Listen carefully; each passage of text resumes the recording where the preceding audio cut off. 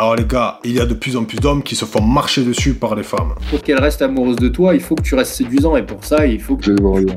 En disant ouais, les femmes, elles exploitent la misère sexuelle des hommes, c'est ces mecs-là qui l'exploitent complètement, tu vois. Allez! Un des axes de discours du fascisme et du nazisme, c'est le discours de la crise de la masculinité. C'est des gens qui ont un projet. Girls, I will destroy you. Est-ce que vous avez déjà cherché sur internet comment draguer? Conseils pour draguer. Séduire une femme, flirt, Conquérir. décrocher un rendez-vous, Vaincre sa timidité. Confiance en vous. friend zone. Pourquoi est-ce que j'ai peur? On s'est posé la question. On a vu beaucoup de coachs type développement personnel, mais de vidéo en vidéo, on a fini par tomber sur des contenus qui sont un peu moins innocents. Quand une femme se comporte mal, vous devez y mettre des conséquences. Mauvais comportement, punition. Bon comportement, récompense. Si vous ne dominez pas la relation sur le plan psychologique en tant qu'homme, alors vous vous ferez bouffer et vous devrez supporter la polyandrie, vous devrez supporter un rôle de cocu face à votre femme. Vous commencez peut-être à voir de quoi on parle. Nous, on s'est intéressé à la frange masculiniste de ce spectre. C'est des hommes qui penseraient que le féminisme, il a mis à mal la condition de l'homme. Que l'homme, le vrai, il a plus sa place dans la société. Alors les gars, à l'heure où je tourne cette vidéo, il y a de plus en plus d'hommes qui se font marcher dessus par les femmes. Et je le lâche comme ça, comme un pavé dans la mare, mais oui, les femmes sont attirées par les hommes qui pensent être supérieurs à elles, tout simplement. Alors lui, c'est Léo. Il a une chaîne YouTube qui s'appelle Les Philogines, il y a 119 000 abonnés. Il est psychologue de formation, il vend des séances de coaching personnalisées, 300 € la séance, un forum Discord payant. Il a des formations en vidéo qui vont de 96 à 890 €. On a voulu comprendre de quoi il retourne, donc on s'est infiltré sur le Discord pour mater les cours de Léo pendant plusieurs mois. Cours magistral, il répond aux questions qu'on lui pose. On vous a choisi quelques sonores pour que vous aussi, vous puissiez vivre une vraie soirée entre mecs sur Discord à parler drague. Première scène, un jeune homme de 18 ans qui demande s'il doit tromper sa copine alors qu'il commence tout juste à tomber amoureux. De toute manière, quand tu tombes amoureux d'une gonzesse, ce que je ne souhaite pas, mais bon, ça t'arrivera forcément, t'auras plus envie d'aller voir les autres filles. Qui sera une erreur. Mais ouais. t'auras plus envie parce que t'auras que du désir pour elle et tu seras en obsession amoureuse. J'ai l'impression d'être un peu tombé dans cette situation, un petit peu, parce que c'est une de mes premières expériences, donc c'est normal. Je me dis qu'il faut passer par là. Raison de plus pour aller voir ailleurs, et raison de plus, même si tu veux la garder auprès de toi, justement, pour qu'elle reste amoureuse de toi, il faut que tu restes séduisant, et pour ça, il faut que tu continues à aborder et à gagner en compétences sociales, bien sûr. Selon les déclarations des participants sur le groupe Discord, au moins 700 personnes se seraient inscrites depuis qu'il existe. 85% auraient moins de 30 ans, et plus de la moitié moins de 25 ans. C'est surtout des jeunes. Peut-être qu'ils sont séduits par l'aspect intellectuel de Léo, qui source ses conseils avec des études scientifiques, et surtout parce qu'il prône une approche créative, élaborée de la drague. Deuxième scène, un jeune toujours qui pose la grande question, comment on fait jouir sa copine? Si tu commences à montrer que ton but c'est de la faire jouir, je te garantis qu'elle ne va pas jouir. Les nanas, généralement, détestent ça. Je dis pas qu'elles détestent jouir, mais elles n'aiment pas voir que le mec concentré sur leur désir à elle. Tu vois, je m'en fous tellement de faire jouir ma copine. Ça doit faire quoi, 2 ans qu'on se connaît. Elle a dû jouir, je dirais 2-3 fois, tu vois. Et en fait, je m'en fous. Je te le dis sincèrement. Les mecs, ils ne se rendent pas compte que le plus important, généralement, pour les nanas, c'est de te voir toi jouir plutôt que elle jouir. Ça, on vous laisse apprécier. Nous, c'est Paul Conge qui nous a mis sur la piste. C'est l'auteur du livre Les Grands Remplacés. En 2020, il a révélé que Léo donnait des techniques, dans le cas où les femmes, elles changeaient d'avis au dernier moment, avant l'acte sexuel. Je cite Léo, il y a des trucs en gros, tu frises un peu avec le viol. Est-ce que depuis il s'est modéré ou il se méfie des journalistes? Il explique en tout cas s'assurer du consentement des filles. Mais on a aussi poussé l'infiltration IRL. Caméra cachée, on s'est retrouvé avec des jeunes de ce groupe Discord à Châtelet, dans le centre de Paris, pour voir le résultat de ces cours, leur interprétation, et surtout, est-ce que ça marche? Salut. L'idée c'est de faire le tour du parc, la rue Montorgueil et puis voir dans le centre commercial. Parfois pour y aller il faut être teubé. Pour apprendre à se dépasser, d'aller demander le numéro comme ça. Tu sais que ça va rater, tu sais que tu vas te faire enfouir, tu sais que tu vas être lourd, mais que ça va te désensibiliser petit à petit. Ma plus grosse crainte, je pense que c'est provoquer une gêne ou... Faut accepter l'idée qu'il peut y avoir une gêne. Ok. Je veux savoir, pour ça, c'est des références à Golden Moustache. Non, je l'ai acheté il y a plus de 10 ans en Irlande. D'accord, donc 0 référence. Donc des moustaches, je sais pas parce que tu prévois de t'en faire pousser. Non. Ok. T'as déjà chopé un numéro, quand même? des Instagram. Ça a mené à rien.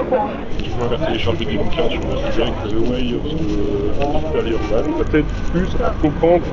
Par exemple, celles qui sont très floues ont tendance à ne pas du tout faire appel à la raison quand il s'agit de prendre des décisions. Ou par exemple, si t'as ta copine qui pète un watt qui est triste ou quoi, ça sert à rien de lui demander pourquoi est-ce qu'elle est triste. Il vaut mieux juste la réconforter, essayer de la faire rire ou changer son humeur plutôt que d'essayer de comprendre pourquoi est-ce qu'elle va bien et puis d'essayer de faire quelque chose parce que de toute façon tu pourras bien y faire. En fait, j'ai acheté pas mal de formations en me disant à chaque fois ça va être la formation miracle qui va débloquer des tas de choses en me révélant des secrets sur comment ça marche. Et à chaque fois non. Je pense pas réellement que ce soit de la poudre aux yeux ou de l'arnaque en masse. J'ai du mal à dire ça en ayant acheté plusieurs formations. Et t'en as fait combien de formations Quasi plus celle de Léo. Les philogènes qu'on a rencontrés, ils relèvent pas vraiment de profil de harceleurs à première vue, mais ils semblent plutôt subir le système des coachs. Ils partent d'une recherche hétérosexuelle plutôt classique à vouloir rencontrer des femmes, mais ils se retrouvent coincés dans une grille de lecture qui paraît en fin de compte assez misogyne. On peut aussi rajouter le fait que d'aller draguer des femmes dans la rue, ignorer la gêne éventuelle que ça peut produire, et insister après un refus, en fait, ça s'appelle du harcèlement de rue, et c'est interdit par la loi. Le masculinisme, ça s'arrête pas là.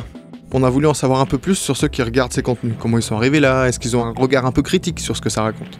Donc on a trouvé un homme qui a 25 ans, et pendant son adolescence, il a passé quelques années à regarder du contenu masculin. Moi, à l'époque, je pense que j'étais un peu en train de me dire qu'ils abusent un peu parce qu'ils sont quand même bien misos et tout, mais ils n'ont pas totalement tort, et puis au moins ils en parlent, quoi. Je pense que c'était rassurant. C'était un truc qui expliquait, t'étais plus tout seul, quoi. C'est assez sain de se dire, si toi t'es hétéro, t'as envie de la vivre, ton hétérosexualité. Après, ils n'y arrivent pas pour des bonnes, pour des mauvaises raisons, tu vois. Il y en a plein, ils ont effectivement des gros problèmes avec les femmes. Quand t'es bien dans la boucle depuis longtemps, il y en a vraiment, ils sont trop misogynes pour pouvoir réussir à avoir une relation. Il y avait des discours qui faisaient un peu sens, et puis il y avait des mecs complètement tarés, quoi. Et tout ça, ça se mélange un peu. En plus, on est gamin, on n'a pas d'éducation politique, on connaît rien de tout ça. Et aujourd'hui même, il y a des gens qui vont monétiser ce discours-là. Il y a des gens qui vont arriver, qui vont essayer de se dire « Ah, voilà, là, il y a des hordes de petits mecs qui ont besoin qu'on leur apporte des réponses. » Et là, ils y vont, ils écrivent des bouquins, des trucs, des formations, ils font des chaînes YouTube, et ils surfent là-dessus, et ils se font un pognon de dingue. En disant « Ouais, les femmes, elles exploitent la misère sexuelle des hommes. » C'est ces mecs-là qui l'exploitent complètement, tu vois.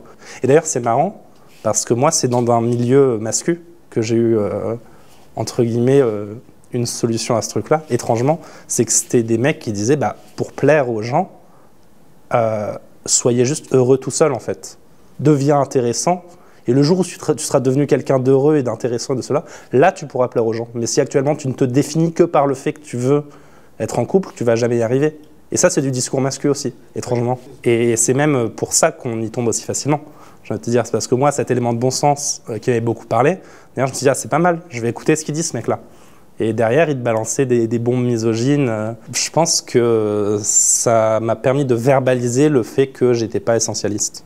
Et que moi, mon problème d'avant, ce que je pense avait été mon problème, c'est que j'avais pas vraiment de corps, pas vraiment de genre, pas de rapport à moi-même, parce que je me reconnaissais pas dans les normes dominantes, mais que j'étais pas capable de créer les miennes, quoi. J'étais pas capable aussi de me dire, qui est-ce que je veux être. La question qu'il aborde, elle est centrale. C'est l'essentialisme. Si on est avec un sexe masculin, est-ce qu'on aurait naturellement certaines qualités? La force, le courage par exemple. Mais du coup, si on vient à en manquer, est-ce qu'on est encore un homme? Sinon, il y a un autre courant de pensée, le constructivisme, qui dit que les caractéristiques masculines ou féminines, elles seraient plutôt construites par la société. Mais alors attendez, on va faire une pause dans l'univers masculiniste pour considérer la différence entre les sexes. Elle est inscrite dans notre culture depuis des siècles, et elle est nourrie notamment par une institution qu'on connaît bien tous, c'est l'Église catholique.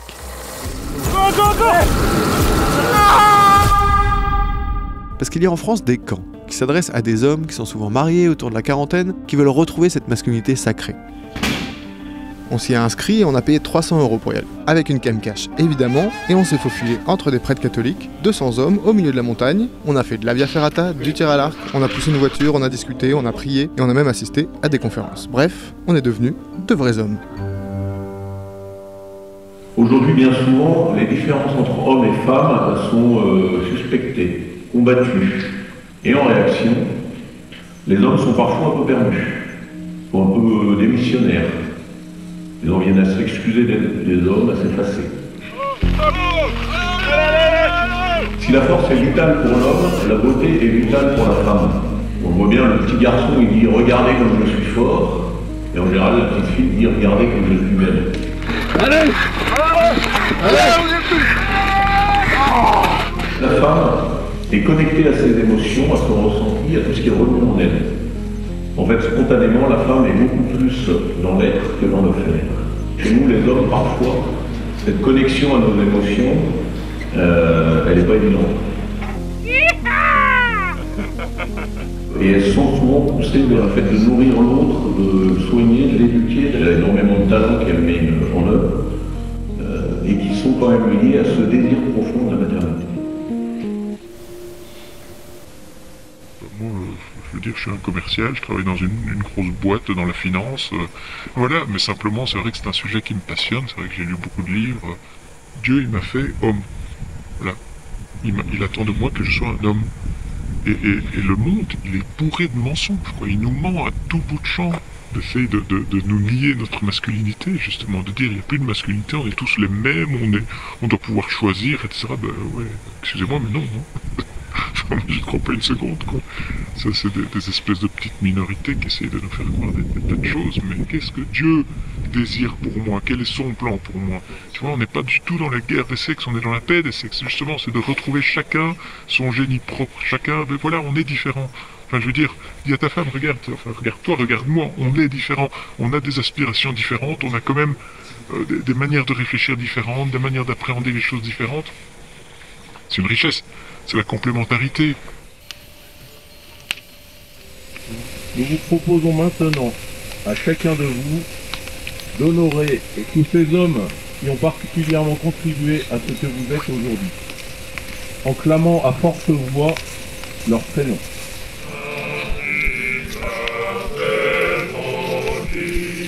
Loïc, Gilles, Maxime, non, Marie. Seigneur Jésus, accompagne-moi dans mon voyage, dans ma mission d'homme. Lui, c'est Francis Dupuy-Derry, un des grands spécialistes de l'antiféminisme. On lui a montré nos images prises au coin du feu pour qu'il nous aide à décoder le discours religieux et plus globalement ce qui se passe avec les masculins aujourd'hui. En fait, ce qu'on a, c'est vraiment une reconduction, une reproduction des stéréotypes les plus clichés. L'homme, c'est faire, la femme, c'est être, plutôt que faire. Dites ça à une mère monoparentale de 2-3 enfants, là, qu'elle ne fait pas et qu'elle est, là, moi, je ne suis pas convaincu de ça, quoi. C'est le fameux piège de la complémentarité. On associe des tâches et même des fonctions et même, en fait, des emplois aux hommes et aux femmes. C'est un filtre ou un vernis, pour ne pas dire hiérarchie des sexes, parce qu'en fait, c'est pas complémentaire, il y a un sexe qui est supérieur à l'autre, il y a un sexe qui est plus intéressant, plus valorisé, meilleur que l'autre en réalité. Moi, je suis professeur de sciences politiques. Pour savoir si une société est égalitaire ou inégalitaire, on regarde qui a le pouvoir, qui a les ressources, qui est en haut des institutions, qui est en haut des hiérarchies, qui a l'argent aussi. Si je me trompe pas, je pense que environ 88% des milliardaires sont des hommes. À peu près 80% des terres sont propriété des hommes. Le discours de la crise de la masculinité qui dit que les hommes vont mal à cause des femmes ou à cause d'androgénisation de la société, c'est quelque chose qu'on entend au moins depuis 500 ans en Occident, donc c'est vraiment pas nouveau. Une sorte de suprématie ou suprémacisme mâle ou une sorte d'aristocratisme mâle, c'est-à-dire que du fait de notre naissance comme homme, comme mâle, on pense qu'il y a des choses que la société nous doit, qu'il y a des choses qui nous sont dues. C'est pas juste qu'on y a droit, mais c'est qu'on nous le doit, ce discours antiféministe. On peut le retrouver, si on prend le spectre politique classique, à l'extrême gauche, donc chez les communistes et les anarchistes, mais disons que tendanciellement, là, au niveau de l'équilibre des forces, on le retrouve plus à droite et même à l'extrême droite, et je dirais même chez les fascistes et les nazis.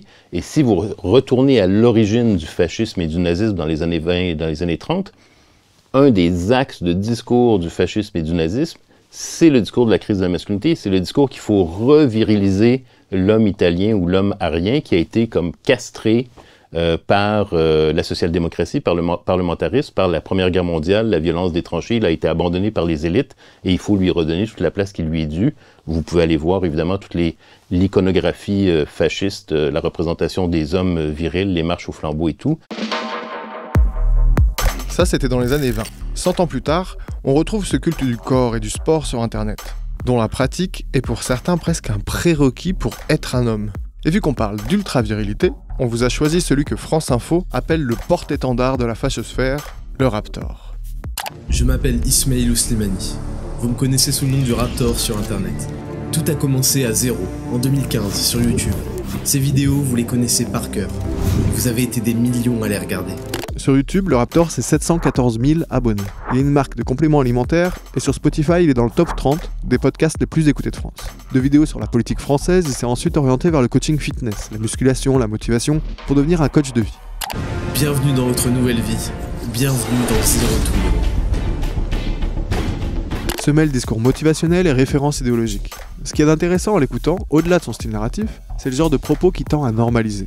Y a pas à tortiller du cul, le Front National a vraiment une réputation stylée que je jalouse personnellement. Raciste, homophobe, antisémite, fasciste, nazi, islamophobe, négrationniste. Non, on est sur un style inégalable. Du très très lourd. Le Raptor, c'est une narration qui est made in YouTube. C'est divertissant, c'est dynamique. Mais en fait, ça mélange un peu tout. Il y a de la critique de la gauche sur les ravages sociaux du libéralisme, il y a la pensée réactionnaire de l'extrême droite, il y a aussi les jingles de Dragon Ball Z. Et avec tout ça, on aurait presque envie de croire au complot, où la faute elle serait à l'élite mondialisée, progressiste. On a un nécrophile passionné d'Égypte antique qui a été élu président de la France, avec pour projet politique de rappeler aux esclaves que ce sont des esclaves, et de les faire cohabiter avec les Algériens, les Marocains, les Tunisiens. La vidéo que là vous venez de voir, elle a été supprimée par YouTube en 2016, avec celle aussi sur Marion Séclin. Quand une femme marche dans la rue seule ou avec d'autres femmes, son corps n'appartient pas à ceux qui peuvent le voir. Son corps reste son corps. Ah, celui-là je l'attendais. Le fameux argument mon corps m'appartient, j'en fais ce que je veux. Te faire un compliment, c'est de voler ton corps, mais tu veux une salade de phalange ou quoi? Tu te rends compte au bout de 2 minutes de conversation avec elle qu'elles sont ultra pète couilles, et si t'es un homme normalement constitué, ton instinct primitif va être soit de gentiment lui dire d'aller se faire foutre, soit de punir son insolence en lui ébouriffant d'une claque humiliante ses cheveux mal coiffés. Suite à cette vidéo, il y a une vague de harcèlement en ligne qui a visé la comédienne. France Inter y parle d'un chef de meute à l'origine des harcèlements. Et une partie de la communauté qui suit le Raptor qui part en raid à coups d'insultes et de menaces de mort sur internet. Mais le fait est qu'il fédère aussi dans la rue. En avril 2018, il lance un projet, monte une équipe avec Papacito. L'idée, c'est de créer des groupes dans les villes pour se retrouver, faire du sport, partager des références idéologiques. Jusqu'ici, tout va bien. Mais le Media Street Press, il a enquêté sur eux pendant 1 an et publié un article en 2020. Il aurait été question de former des équipes pour nettoyer les rues de la racaille. La section Île-de-France, au-delà des sessions de boxe, elle s'entraînerait aussi au couteau, à la matraque et pour certains au tir. Face à l'ampleur que prend le mouvement, le Raptor et Papacito, ils se désolidarisent de l'idée, à l'été 2018. C'est alors que Vengeance Patriote se constitue de manière autonome. 2 ans plus tard, il compterait 400 membres, et il se préparerait à lutter, par la force s'il le faut, contre le grand remplacement. Et ce qui est dingue, c'est qu'à partir d'un simple hashtag sur Twitter, en mai 2022, ça devient une affaire de sécurité nationale. Le parquet antiterroriste ouvre une enquête sur Vengeance Patriote. Le Raptor et Papacito, quant à eux, ils nient toute implication dans cette affaire. Enfin bon, revenons aux origines du mouvement masculiniste. Lui, c'est Elliot Rodger. Souffrant de troubles psychiques, c'est le fils d'un réalisateur hollywoodien. Il est considéré par certains masculins comme le messie de la cause, le premier des incels violents, ces célibataires involontaires. In those 2.5 years, I've experienced nothing but loneliness and misery. And my problem is girls. I don't know why you girls are so repulsed by me. It doesn't make sense. En 2014, il va réaliser la 2e tuerie de masse de l'histoire fondée sur la haine des femmes. Il y tue 6 personnes. On the day of retribution, I am going to enter the hottest sorority house of UCSB. And I will slaughter every single spoiled, stuck-up, blonde slut I see inside there. You will finally see that I am, in truth, the superior one. The true alpha male.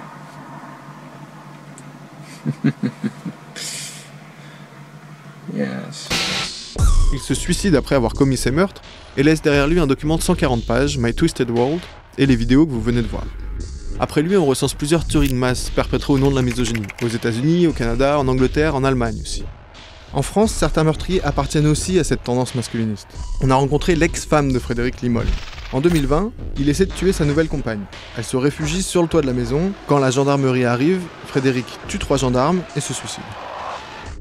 Sa vision du monde à lui avant mariage, c'était un monde multiculturel, détendu sur la religion, vraiment basé sur l'égalité entre les hommes et les femmes. Ça posait pas de soucis. Au moment du mariage, je bascule en fait dans une espèce de dystopie. Tout est stricte ségrégation homme-femme. Tout est œuvre du démon, tout est n'importe quoi en fait. On nous ment sur tout, il y a que lui qui comprend et qui voit le derrière des choses. Tout n'est que mensonge en fait. Il a voulu pêcher quelqu'un qui allait complètement à l'encontre de sa vision du monde pour pouvoir me mater en fait. On était chez moi, donc dans mon appartement. Et il pique une crise monumentale. Donc j'essaye de le foutre dehors, et puis il me colle au mur et il m'étrangle. J'ai réussi à lui mettre un coup de pied dans les parties et à le foutre dehors. Ça a été la fin de notre vie commune. Après la séparation, donc j'accouche. J'essayais encore d'avoir des discussions sur l'enfant, mais après plusieurs années de séparation, je veux dire, ça n'allait toujours pas mieux. C'était en boucle sur tu veux l'islamiser, tu veux en faire un enfant complètement dégenré. Tout ce qui sortait de ma bouche était faux. J'étais trop une femme, j'étais trop décalé en fait de ce qu'il comprenait du monde. J'ai passé 7 ans de ma vie à regarder dans mon rétro, c'est-à-dire que j'ai trouvé mon chat mort sur le seuil de ma porte, mon seuil de porte arrosé d'essence avec une boîte d'allumettes à côté. Après j'ai j'ai déposé d'autres plaintes, il ne s'est jamais rien passé jusqu'à ce que je porte plainte à mon nouveau domicile. Il y a d'autres femmes et d'autres mères qui viennent m'en parler, qui sont exactement aujourd'hui dans le même cas. Exactement. Pas d'aide de la justice, pas d'aide de la police, pas d'aide de l'entourage. On va avoir combien de tueries pour qu'on comprenne que non, c'est pas juste Jean-Jacques qui a bu trop de rosé à un barbecue et qui s'est énervé, en fait. C'est pas ça. C'est des gens qui ont un projet. Enfin, Fred, c'était un masculiniste, mais c'était aussi un accélérationniste. Il avait toujours dit qu'il ferait quelque chose de gros. Mais sa vie n'était que masculinisme, en fait, au final. Mais la question, c'est où sont ses amis des camps survivalistes? Où sont ses amis du Krav Maga? Où sont ses amis du MMA?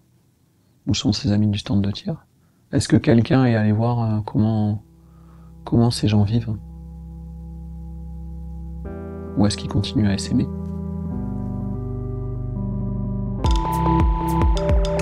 Aujourd'hui, il y a des franges de la société qui défendent de manière décomplexée un monde basé sur l'inégalité.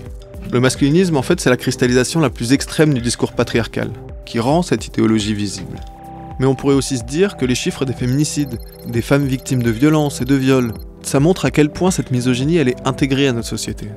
Le sujet que vous venez de voir, il vous aidera peut-être à repérer les éléments de discours qui viennent de l'univers de la séduction, de la religion, éventuellement de l'extrême droite, qui entretiennent à différents degrés une vision de l'homme qui est puissante, dominante, elle est même parfois violente. Et ce qui est fascinant, c'est les efforts déployés pour maintenir un ordre qui devrait être naturel ou même divin. Et en fait, cet ordre, il rend impossible l'idée même d'une société égalitaire. Mais on peut quand même finir sur le fait que les masculinistes, ils iraient jusqu'à renverser le rapport de pouvoir. C'est-à-dire que selon eux, ce seraient les hommes qui seraient les vraies victimes de notre société.